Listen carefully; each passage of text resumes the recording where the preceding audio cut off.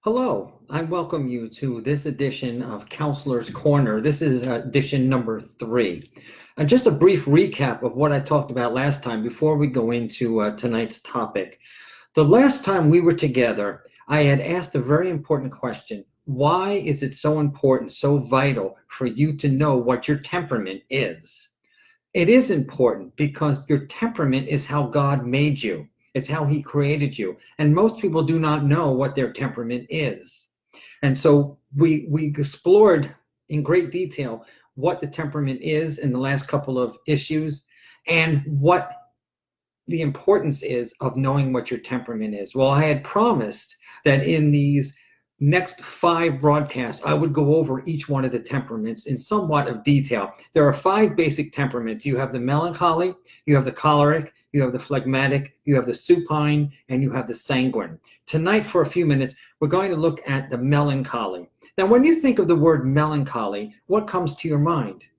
You think of somebody sad, depressed, unhappy, no smile on their face. Well, Webster tells you that that's what a melancholy is, but in clinical terms, it's much broader than just that. Yes, there are elements of being lonely. There's elements of being kind of a loner as opposed to a party person, but that's not all that a melancholy is.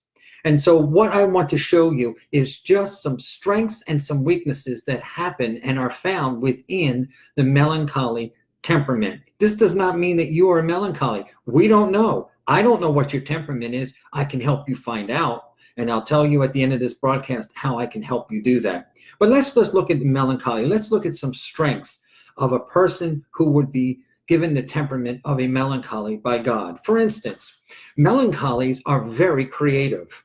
A lot of artists, a lot of musicians, songwriters, singers, people that act in movies, people that are on the stage, they tend to be melancholies.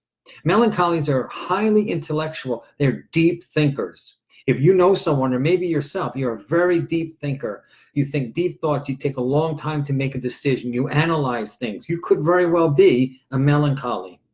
Melancholies are very self-motivated. They're highly self-disciplined. You can give them a task and they can get the job done. Melancholies a lot of times start their own businesses because they are so motivated that they can keep on track with what has to be done from deadline to deadline.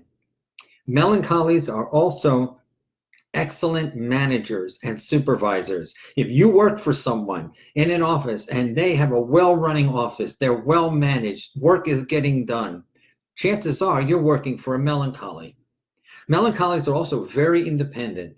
They like working on their own. They're able to work on their own without having someone always watching over them. That's a sign of a melancholy.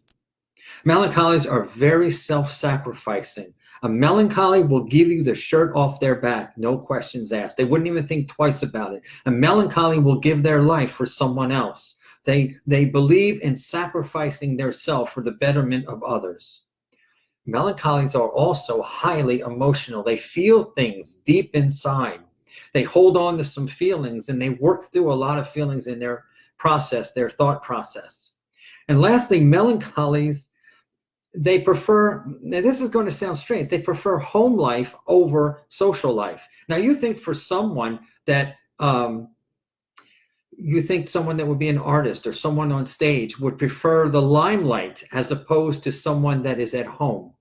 Well, melancholies work in this way. They can expend their energy on stage or in a concert or in a movie or doing something social. But then for them to recharge, they need to have quiet time. They need to have alone time. And very often where they find their refuge is at home. That is their refuge. It's their castle, so to speak. There's some of the strengths of a melancholy. But of course, with every strength, there is a weakness. And there's a few weaknesses that I would like to share with you within the melancholy temperament. For instance, a melancholy is very easily offended and insulted. We often have to be careful what we say around a melancholy person because they take things to heart. They take things personal. That doesn't mean there's anything wrong with that. It's just that we need to be careful sometimes what we say around a melancholy person. Melancholies also tend to be moody, hence the word melancholy. That does not mean all the time. See, the melancholy, if they think up, then their thoughts are up. If they think down, then their thoughts are down. And so melancholies, more so than the other temperaments, are very susceptible to mood swings. Also, melancholies have a very high fear of rejection. They step very, very carefully to make sure that they don't fail. They want to give that appearance that they're in charge, they're competent, and they have a great fear of being rejected or failing at something. Yes, melancholies are subject to loneliness because they need that downtime, because they need that alone time. They are susceptible at times to being lonely. That is not always a bad thing, but we have to be careful if it swings too much that way. Melancholies, like many other temperaments, are fearful of the unknown. A melancholy likes to know in which direction that they're going. They're planners. They put something together, they work a plan, and they keep working at it diligently until that is reached, until the goal is reached. So they don't like knowing the unknown. They like knowing where they're heading for. Another characteristic, a weakness of the melancholy, and I say weakness only not in a derogatory term, just in something that we all need to be careful of. It's not a super strength. It is something that we're all prone to if you happen to be a melancholy. A melancholy is a person that can hold a vengeance and seek revenge against someone. Sometimes they don't easily forgive someone because they are so emotional and because they take rejection and they take insults and offense so deeply. It is very possible that some of them may seek revenge. That is not in every case. I'm not giving you absolutes. What I'm giving you is a series of traits, both in positive and negative terms, within the temperament of being a melancholy. And so they are some of the basic traits that are included. Now, you may or may not be a melancholy. You may not have melancholy tendencies or traits within you.